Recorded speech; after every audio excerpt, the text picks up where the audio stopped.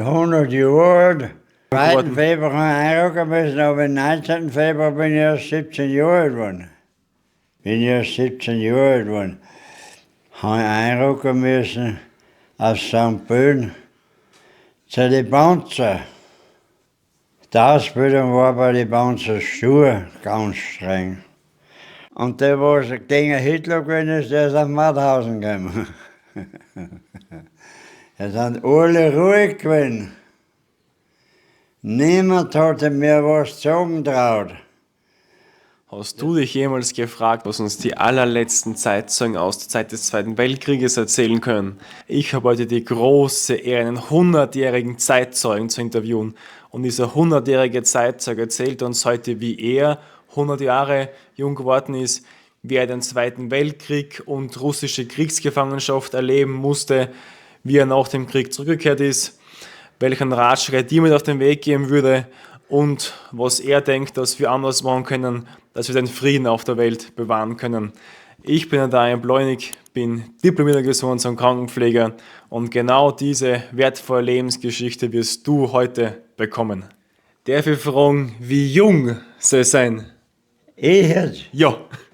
Ich bin 100 Jahre alt und von 19. Februar an, jetzt habe ich Geburtstag gehabt, bin ich über 100. Am 19. Februar 1925 seien Sie auf die Welt gekommen. Ja. Und wie fühlt sich das an, so 100 Jahre zu sein? Ja, überzwängt an Essen. Sie sind ja damals 1925 geboren geworden, wo die Zwischenkriegszeit war, wo viel Arbeitslosigkeit geherrscht hat, wo Hunger geherrscht hat. Es sind Leuten bei uns in Österreich alle ganz schlecht gegangen. So viel Schnallendrucker haben gegangen. Weißt du, was ein Schnallendrucker ist? Erzählen Sie. Ein Fechter, der was von Haustür zu Haustür geht, ist Fechten. Das sagt man Schnallendrucker. Wie ist denn das gewesen 1938, wie da der Hitler gekommen ist? Was hat sich denn da verändert gehabt? Wie der Hitler gekommen ist. Genau, ja. Ja, wir sind in die Schule gegangen. Jetzt war Reichenau, ein Auto dahergekommen von hinten an. Und da haben gleich die SS-Männer die Hitler-Lieder gesungen. Jetzt haben wir nachgerannt schon langsam und auf bis Galle runter. Und wenn wir dann in Galle da beim Armenhäusl rein haben, und ist nebenbei Schlugerhäusl, wo mehr öfter heimsucht. Und uns hat die Lugerin runtergeschrien zu dieser Frau, die uns nicht kennt, ich weiß nicht recht, jetzt vor uns gegangen oder hinter uns gegangen. Ob es schon nachher gehört hat, nein, hat gesagt die Frau. Dann muss das ich sagen. Heute Nacht ist der Hitler einmarschiert. Und was ist dann anders geworden, wie das dann 1938 war? Was hat sich dann verändert gehabt? Was? Was hat sich dann verändert gehabt, wie dann der Hitler gekommen ist? Ja. Was ist anders geworden? Ja, vorher haben nichts mehr zu reden gehabt. Und der, was gegen Hitler gewesen ist, der ist auf Mauthausen gekommen. Es sind alle ruhig gewesen. Niemand hatte mir was zu sagen traut. Der Dorninger von Kleindorf, ein großer Bauer, der hat einmal im Wirtshaus ein wenig viel geredet. Nächsten Tag hatten das Gestapo, das sind ganz die richtigen Nazi gewesen. Und uns, die haben das SS zweimal da gehabt, haben sie gleich auf Maulhausen da. Und sie ist am nächsten Tag, Dorninger haben sie sich geschrieben, sie ist am nächsten Tag zum Bädersein gegangen, das ist der zweite gewesen, von Lager. Und sie hat im Bädersein bitten und bettelt, dass er ihren Mann von Maulhausen auch da sollte. Hat der Bädersein gesagt, gehen Sie heim, ihr kommt nach 3-4 Tagen ist er gekommen, heim. Aber der ist fast nicht mehr vorgegangen. dass er ja nichts Gefälls sagt, was der gesehen hat in Mauthausen. Und dann haben sie auch eindrucken müssen, nachher dann. In 42er Jahren bin ich schon da gewesen, als Knecht, Pferdeknecht, habe ich einrücken müssen auf Berlin zum Arbeitsdienst. Habe ich dort einrücken müssen, ich war so 2 oder 3 Monate Arbeitsdienst. Und dann bin ich wieder heimgekommen, bin wieder daher gekommen.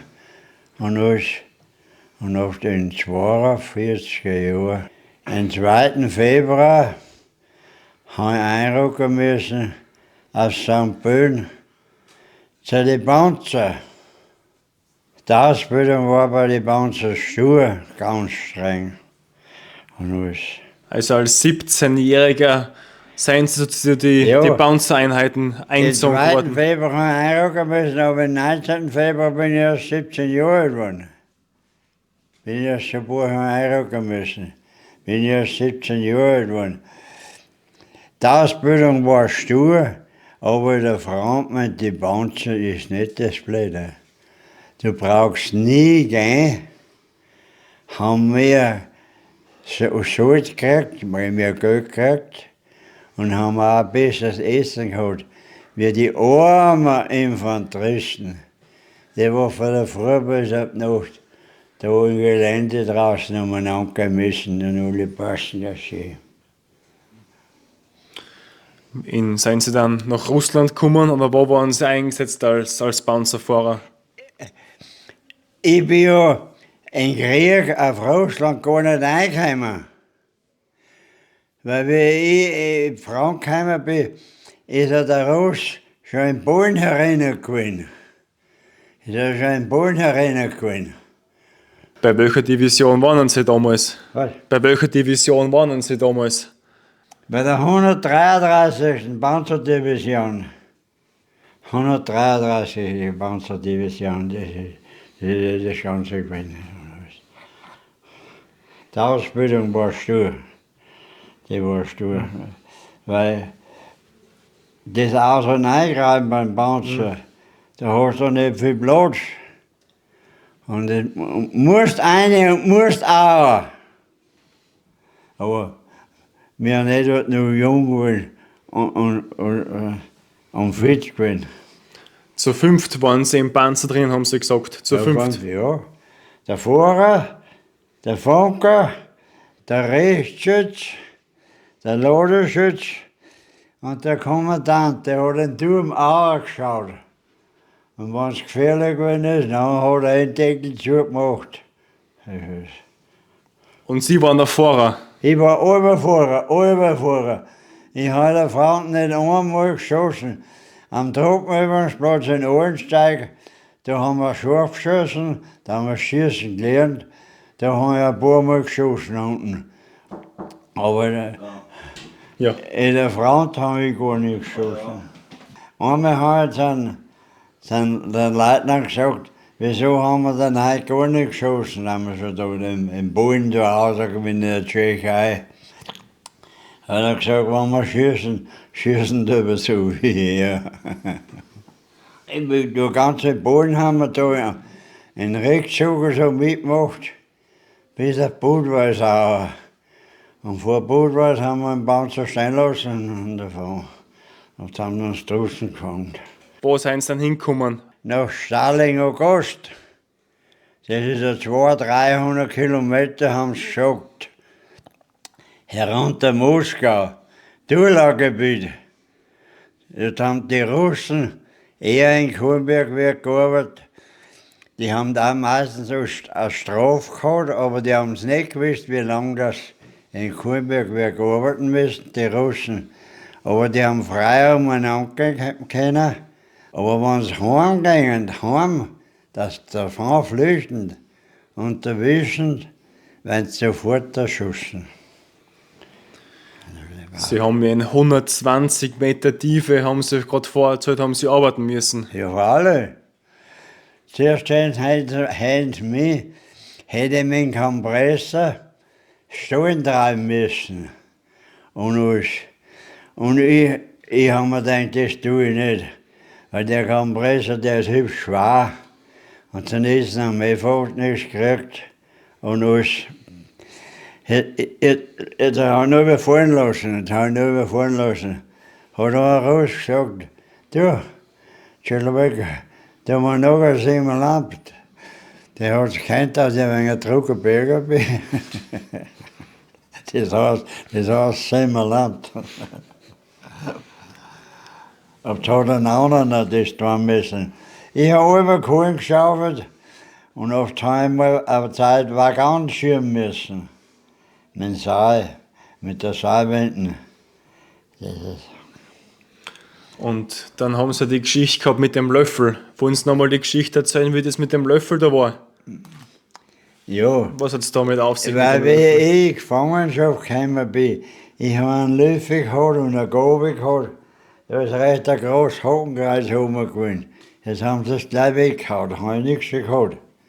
Und wenn wir dann ins Kohlenberg gekommen haben, auf den Löffel, dann hat man die Marussa, eine Ukrainerin, die hat ein paar Sachen gekauft und alles hat man gebraucht. Aber meine Tagesportion Brot habe ich am nächsten Tag bringen müssen, weil die haben da zwingend zum Fressen gehabt. Die ist beim Essen gleich noch schlechter gegangen wie uns. Das ist. Wie viel haben sie da gekriegt pro Tag zum Essen? Wie hat das ausgeschaut mit der Ernährung da in der Gefangenschaft? Lauter Brennnesseln und Ruben. Die haben da im Mix eingehauen worden. Und da ist ein großer Boden gewesen, furchtbar. Und da haben da 4, 5 Mann drinnen gewesen. Die haben es eingedreht. Und alles. Das ist über den ganzen Winter ist dann das auch genommen worden und in die Küche gekommen und gekocht worden. Und wir haben dann zweimal haben wir so ein Ding gekriegt. Ja. Und 6 Stecker Brot, Leber, und noch 6 Stecker Leber. Leber, das heißt, das ist das Brot, sagt der Rustleber. Und wie kalt war es da zum Teil im Winter? Wie viel? Den selben Winter, wo wir in der Gefangenschaft waren, da war der Winter nicht so streng. Draußen haben die weggesagt, sie wissen es davor nicht und danach nicht, wie in 42er Jahren der strenge Winter gekommen ist, war es noch nie so kalt. Und des Tages einmal in der Zeitung gestanden, dass von dort an bis jetzt noch nie so kalt war. Weil draußen haben gesagt, dass der Stalin steht beim Himmelfahren besser wie der Hitler. Haben wir gesagt, ja, aber du Skurke, wieso?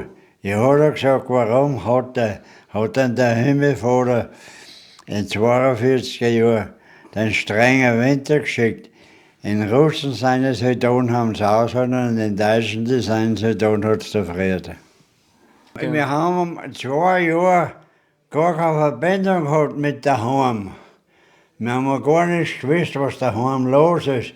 Wir haben lange gar nichts gewusst, was daheim los ist. Wir haben lange gar nichts gewusst.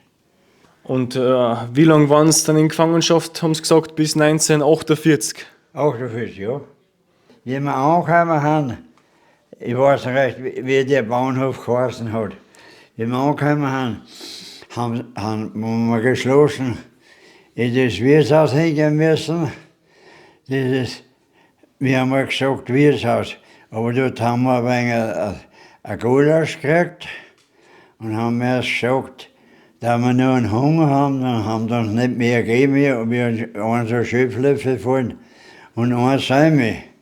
Und weil am Anfang haben sie die gefangen, weil die was heimgekommen haben, recht was zum Essen gegeben und auf dann ins Spital gekommen. Jetzt haben wir fast nichts mehr gekriegt. Und um 50 Schilling haben wir gekriegt. Da haben wir über die Straße umgegangen, dort das Wirtshaus spielen. Dort haben wir 8 Wein dann gekriegt, nicht mehr. Und alles an der Seime. Und oft haben wir nicht mehr kassieren gefunden. Haben wir für den 8 Wein einen Dampf gehabt, haben wir bei der Kasse um 4 gegangen, nicht eingegangen. Dann oft haben wir wieder verloren worden, mit dem Zug auf Lünch. Und da haben sie dann einen Entlassungsschein gekriegt nachher dann. Ja, ich habe meinen Bruder gehabt, der hat mich in Lenz angeholt am Bahnhof. Den habe ich ja gar nicht gekannt. Warum haben sie nicht gekannt? Weil er so. Ja, wie ich reingekommen bin, ist er noch so ein kleiner Bub gewesen und ich habe gescheit gewonnen, haben wir nie gehabt daheim. Und alles, und dasselbe mal so fest angelegt worden, habe ich nicht gekannt. Das ist. Und was können wir machen, dass sich die Zeit von damals nicht erneut wiederholt? Was können wir da machen dagegen? Ja, die Leute haben da mit ihnen selber nicht mehr gefreut. Ist ja bei uns auch so. In Leuten geht es ja so gut. Und da meistens noch. Es war oft besser, wenn jeder her bei seiner eigenen Tier gehört. Bei seiner eigenen Tier gehört. War oft weit besser. Und was ist wichtig im Leben? Was? Was ist wichtig im Leben? Da man zufrieden ist. Das ist das Wichtige. Da man zufrieden ist. Und ich kann auch zufrieden sein. Und alles. Aber die Leute haben damit ja selber nicht mehr zufrieden. Jeder, wenn muss ein Auto haben, jeder muss ein Radio haben und jeder muss einen Fernseher haben, jeder muss ein langes Zimmer haben und alles. Einer will mehr haben wie der andere. Und früher haben die Leute mehr miteinander gearbeitet und miteinander gewohnt. Das ist. Haben sie eigentlich irgendwas Bestimmtes gemacht, dass sie 100 Jahre geworden sind? Da kann ich nicht mitreden. Zu mir hat der Doktor gesagt, weil er so Junge über 20 Essen gehabt hat, das kennt man jetzt zu. Weil das viele Essen ist auch gesund. Das hat mir der Doktor in Lenz gesagt. Und was wünschen Sie sich für die Zukunft? Dass er so bleibt.